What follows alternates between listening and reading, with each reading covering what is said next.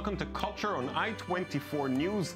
I'm Oded Grober, and today we devote our show to a conversation with Piotr Cywiński, the director of the Auschwitz-Birkenau State Museum in Poland. The site draws over 1.5 million people a year who come to witness the infamous concentration camp, which was liberated 70 years ago. I'm very honored to welcome Piotr to our studio. Thank you for coming in, Piotr. It's a pleasure. Thank you.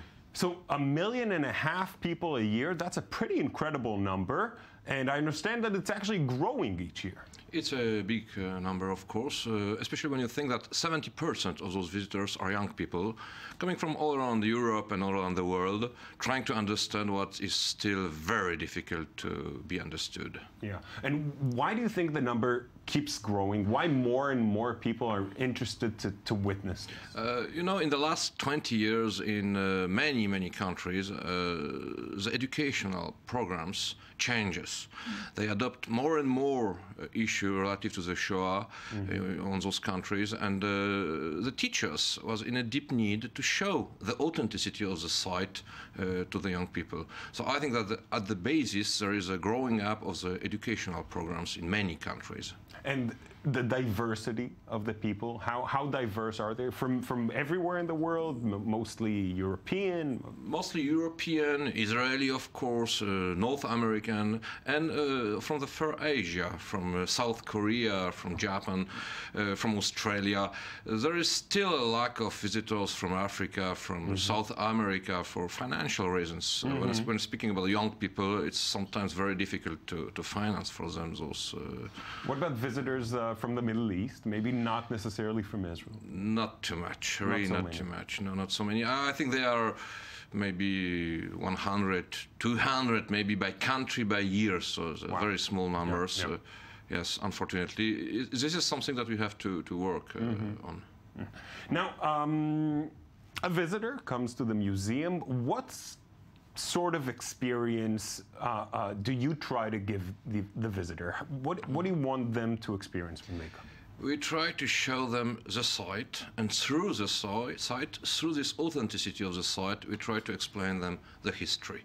We don't touch about the whole Shoah, about the whole Second World War, about the whole Germany, Third Reich. Okay. No, we are trying to speak about Auschwitz, about the tragedy of the victim of the Auschwitz, trying, of course, to provoke in their head some reflections about the today reality, about their responsibility in the world. They are young people, they will grow up, they will become citizens, they will become adult, they will found some families. They have to ask themselves what is their responsibility today. But we are focused on Auschwitz, and we are trying to explain them through Auschwitz, those problems. So not so much about the reality leading up to the Holocaust? Of course, as a background, but we are not trying to use Auschwitz in order to enter in some today political issues, because we are not the owner of those individual tragedies in Auschwitz. We don't know what will be the commentary of the victims. We are trying to show Auschwitz as a historical fact, as a human tragedy, hoping that it will help young people to have their own reflections, because they are coming from different cultures, different religions, different continents. So we don't know really what is their problem, their experience, their, I don't know, main topic in the society that they're coming from. But do you see the museum as a tool of prevention in a way, as a way to make sure that something like this won't happen again? How easily do you think something like the Holocaust could happen again? I think it's very important. It's the main role of the memory. The memory is not the memory. The remembrance is not something that is done in the past. Of course, it takes from the past, but it's something that is turned to the future. It's something that must give us hope, let's say, for changes, for a different civilization, for a different history, for a different, I don't know, reality of our relations in the world. However, this is a reflection that those those young people have to accede to, have to develop after the visit. Yeah. They need to know the past.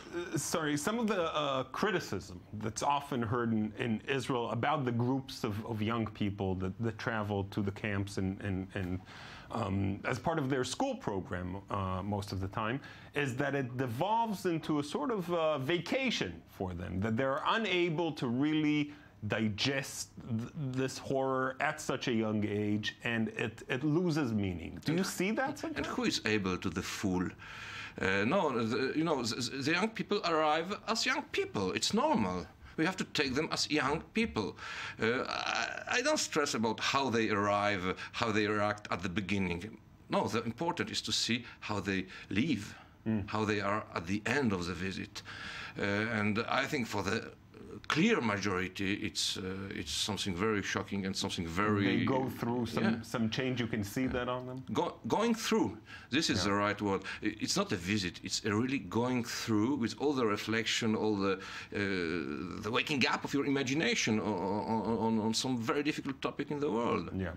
It is, without a doubt, a very difficult topic to discuss. It's very sensitive, and sometimes people do get offended. That's often the case with art and artists also who deal with this topic. We have a story prepared by Daniel Campos about how artists deal with the Holocaust. Let's take a look. Come back and hear some more. Can art help us understand the Holocaust? Or are there certain topics that shouldn't be touched? Those questions may never be definitely answered.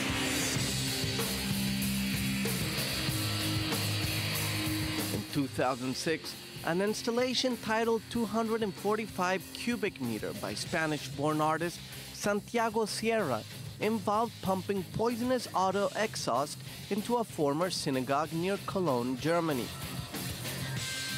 The exhibition was cancelled only one day after being on display in the city of Pulheim-Stommeln. His transgressive art was condemned by politicians, religious leaders, and the local Jewish community that felt offended by the work, which aimed to criticize the banalization of Holocaust remembrance. Shalom! Ani ha-shoah.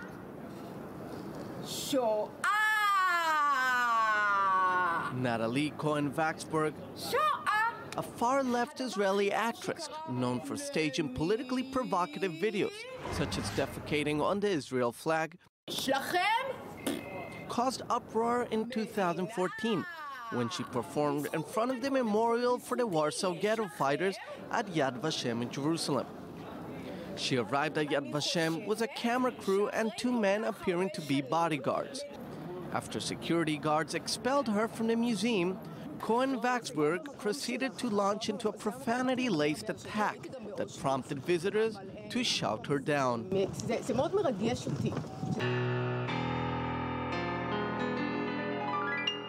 A brighter artistic approach to the Holocaust, yet no less controversial, was made in 2010.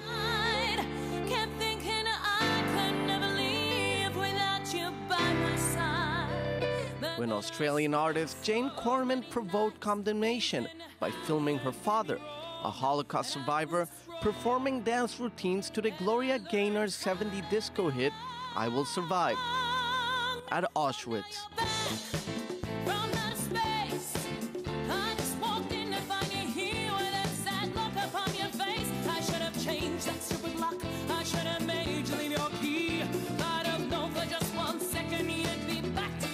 Generations of her family participated in the dance she described as a celebration of life and survival. However, Holocaust survivors criticized the film, claiming it trivialized the death and suffering of millions of Jews during World War II.